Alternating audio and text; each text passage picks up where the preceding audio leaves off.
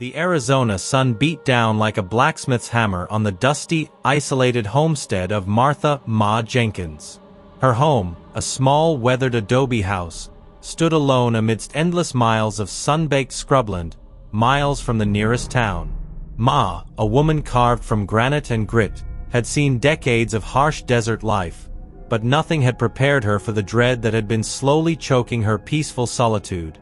It began subtly, with the drying up of her small vegetable patch, despite her diligent watering from the well. Then, her chickens grew listless, refusing to lay eggs, and eventually withered away.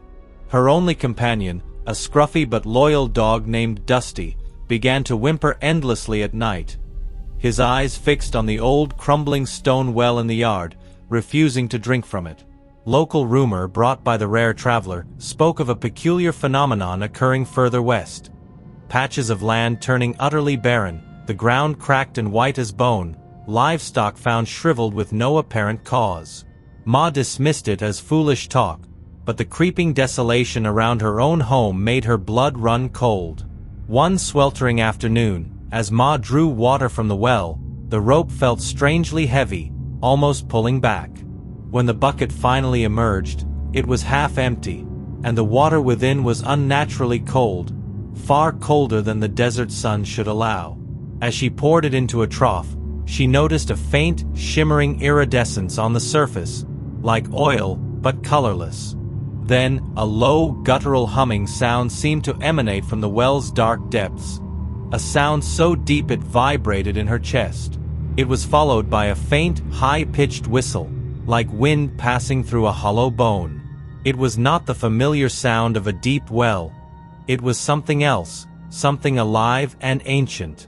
Dusty, who had been sitting by her feet, suddenly let out a frantic series of barks, then a terrified yelp, as if an unseen force had struck him. He scrambled backwards, digging his claws into the dry earth, his eyes wide with pure, unadulterated terror, fixed on the well. Ma grabbed her old shotgun, its familiar weight a comfort against the sudden dread. She peered into the well, her eyes straining against the gloom. The water at the bottom, usually dark and still, was now swirling slowly, a faint luminous glow emanating from its depths. The humming intensified, growing into a resonant thrum that filled the air. And then, a single clear whisper rose from the well, cold and resonant, "Thirsty." It wasn't spoken in any human tongue, but directly into her mind, a cold, dry thought that promised insatiable hunger.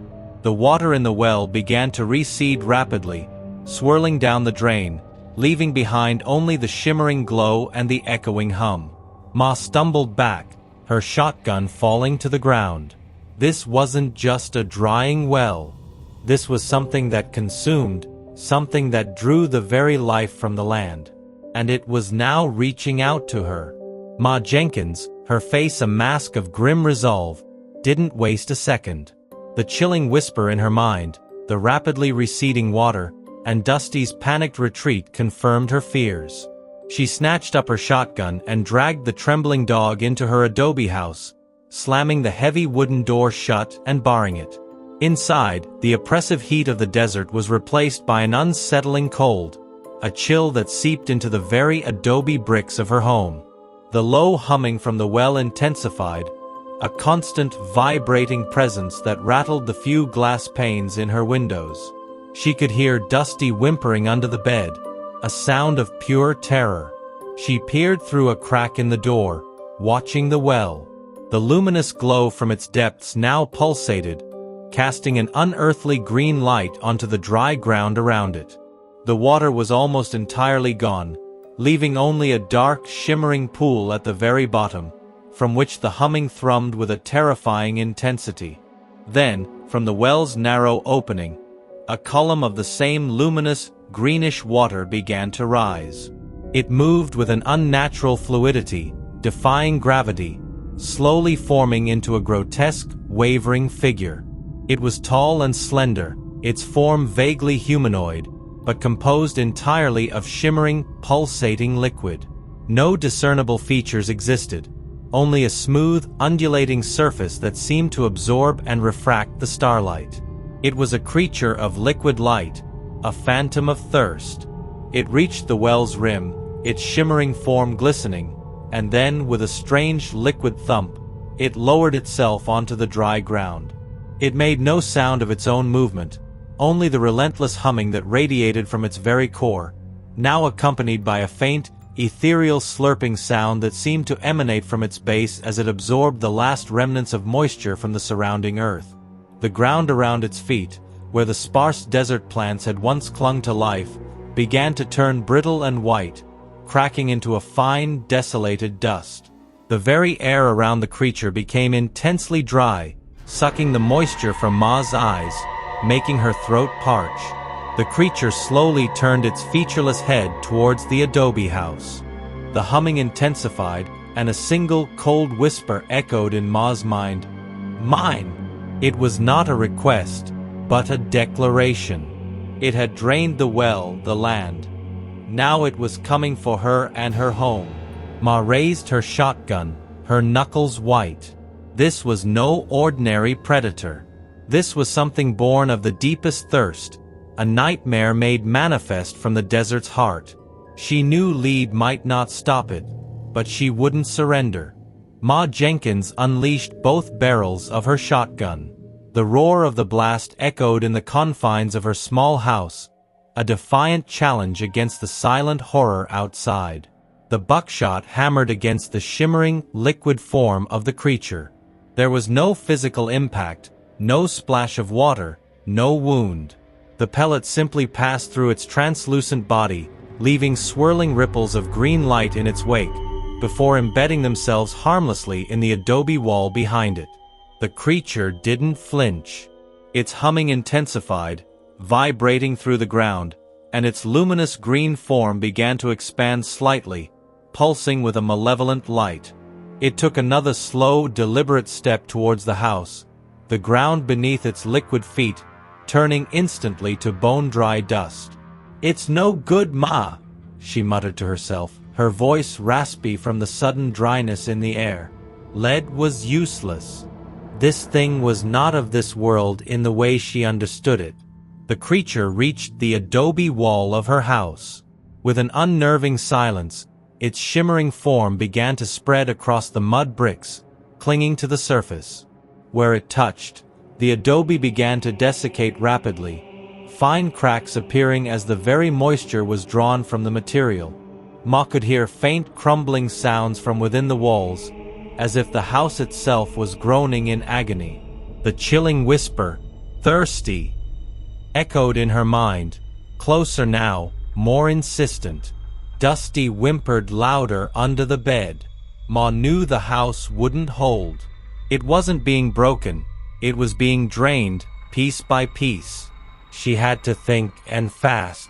Her gaze fell upon the old iron stove in the corner, its belly filled with dry mesquite wood. Fire. Fire fought cold. Fire fought moisture. It was a desperate gamble, but it was all she had. She rushed to the stove, throwing open its small, scorching door. With trembling hands, she grabbed a handful of dried kindling and a box of matches. The air inside the house was rapidly growing colder, drier, and the shimmering green light from the creature seeping into the walls cast grotesque, dancing shadows. As she struggled to light the fire, the wall nearest to the creature suddenly buckled inward with a soft whoosh, a section of adobe collapsing silently into fine dust. The creature's glowing form flowed through the newly made opening, its humming now a deafening roar in the small space. Its featureless head turned, the pulsating green light focusing on Ma. It was in her house. Ma struck the match, the flame a tiny defiant spark against the encroaching dread. She shoved the kindling into the stove and ignited it, praying for a miracle. The flames caught quickly, the mesquite wood crackling as the fire began to roar to life, casting flickering orange light against the invasive green. The creature, its shimmering form now fully in the room, seemed to hesitate, its movement slowing. The cold it exuded pushed back against the rising heat from the stove, creating a strange, turbulent eddy in the air. The whispers in Ma's mind grew frantic, distorted. No, warm, stop. It was vulnerable to heat. It was vulnerable to fire. A new, fierce determination ignited in Ma's eyes, overriding the last vestiges of her terror. She wasn't fighting a monster anymore. She was fighting the desert's unholy thirst, with the only weapon that truly made sense. Ma Jenkins didn't wait. As the flames roared to life in the stove, pushing back against the creature's unholy chill, she knew what she had to do. Fire was the answer. But a stove wasn't enough to stop a thing of pure liquid. She grabbed a long iron poker from beside the stove, its tip already glowing faintly from the heat.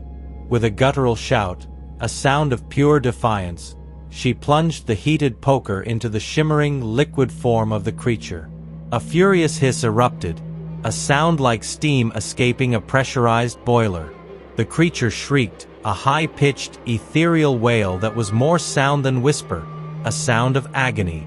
Where the hot iron touched, the luminous green liquid boiled violently, churning and bubbling, and for a fleeting moment, a cloud of steam erupted from its form. The creature recoiled, its form rippling wildly, shrinking away from the heat. "Get out of my house, you thirsty devil!" Ma roared, swinging the poker like a club, aiming for its midsection. Each strike caused the creature to hiss and distort, momentarily losing its cohesion. The creature, its humming now a desperate, frantic thrum, began to flow backward, its green light dimming. It understood the threat. The fire was anathema to its very being. It tried to retreat back through the hole it had made in the wall, its fluid body struggling to pass through the constricted space as Ma pressed her attack. But Ma wasn't just fighting it out of her house. She had to destroy it. Her eyes darted around, searching for a way. Her gaze fell upon the lanterns hanging on the walls, filled with kerosene. And then, her eyes widened as she remembered the 5-gallon drum of lamp oil stored in the small shed behind the house. It was dangerously close to the creature's path. She had an idea. A desperate, dangerous one. As the creature struggled to squeeze back through the wall, partially out of the house but still in her reach, Ma raced to the remaining intact wall. She grabbed a kerosene lantern, its glass hot to the touch, and smashed it against the wooden frame of the window, dousing the nearby curtains in the flammable liquid. She then grabbed a blazing log from the stove with her bare hands, ignoring the searing pain, and threw it towards the kerosene-soaked curtains. Flames erupted instantly, roaring up the wall, creating a growing wall of fire between the creature and the safety of the open desert. The heat intensified, pushing back the chilling aura. The creature, halfway through the wall, let out another desperate shriek. The fire was growing, sealing its escape route. It twisted, its form contorting, trying to find another way out, its glowing green eyes fixed on the new, blazing inferno. It was trapped. Ma then burst out the back door, ignoring the panicked barks of Dusty who had scurried out earlier. She ran towards the small shed, the 5-gallon drum of lamp oil gleaming dully in the starlight. This was it. Her final, devastating gamble. Ma Jenkins, her heart hammering against her ribs, burst into the small, leaning shed. The air inside was thick with the scent of lamp oil. She didn't hesitate, straining to lift the heavy 5-gallon drum. The creature, trapped in the inferno of her burning house, let out a continuous high-pitched shriek, its luminous green form flickering violently as the fire consumed the adobe.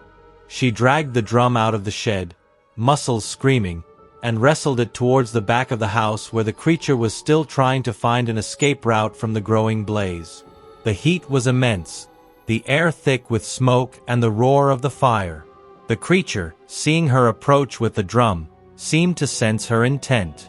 Its desperate wail intensified, and its liquid form began to push against the burning adobe with renewed urgency, trying to force its way out, away from the consuming flames. But the fire held firm, a blazing cage. With a grunt of effort, Ma tipped the drum. A gush of lamp oil poured out, cascading onto the dry ground around the burning house, creating a rapidly expanding pool of highly flammable liquid. The scent of kerosene filled the night air. The creature's luminous form, its green light dimming, seemed to sense the approaching danger. It writhed, twisting its upper body out of the burning house, its eyeless head turning towards the stream of oil. A silent, desperate plea, a final whisper, reached Ma's mind. "No! Heat! Stop!" Ma didn't stop. She grabbed a burning piece of wood from the collapsing wall of her home, its flames licking at her gloved hands, and threw it onto the growing pool of lamp oil. The result was immediate and catastrophic. A blinding whoosh erupted as the oil ignited, sending a towering pillar of fire soaring into the night sky. The ground trembled violently, and the inferno roared, engulfing not just the house, but the very air around the creature. The liquid creature, caught in the heart of the blazing inferno, let out a final, ear-splitting, unearthly shriek, a sound of pure, complete annihilation. Its luminous green form convulsed wildly, shimmering like a dying star, boiling and evaporating at an impossible rate. It didn't just burn, it vanished in a blinding flash of light and a cloud of superheated steam that hissed into the desert air. When the deafening roar of the oil-fueled inferno finally began to subside, all that remained of Ma Jenkins's adobe home was a smoldering ruin, a glowing skeleton of charred beams and blackened earth. And where the creature had been, there was nothing. Not a puddle, not a speck of dust, just the superheated, clean air. The immediate vicinity around the well, which the creature had first desiccated, now felt strangely moist, as if the immense energy of the fire had drawn hidden dampness to the surface. A faint, almost imperceptible mist rose from the black pit of the well. Ma stood panting, covered in soot and sweat, her body aching, watching her home burn. Dusty, whimpering, nudged her leg. She had lost her home, but she had saved her land, and perhaps the entire valley, from an unholy thirst. The dawn broke over Ma Jenkins's homestead, casting long shadows across the smoking ruins of her adobe house. The air, though still smelling of smoke, felt cool and strangely fresh, a stark contrast to the oppressive dryness that had plagued the land for weeks. The well, which had been a symbol of the creeping dread, now showed a surprising sign of life. A small, clear spring had bubbled up from its deepest depths, overflowing its stone rim and creating a growing puddle of cool, pure water on the parched ground. Ma Jenkins, utterly exhausted but with a fierce light in her eyes, knelt by the spring. She cupped her hands and drank deeply. The water was sweet, life-giving, unlike anything she had tasted in years.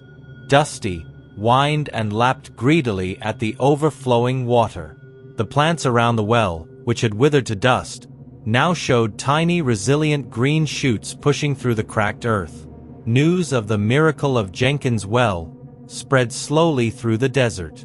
Travelers who ventured near saw the new spring, the burgeoning greenery, and heard the tale of the thirsting star that Ma Jenkins had vanquished with fire. Some were skeptical, but none could deny the vibrant life now flourishing around her property. Ma, having lost her home, set about rebuilding. Townsfolk from miles away, hearing her story and witnessing the new spring, came to help.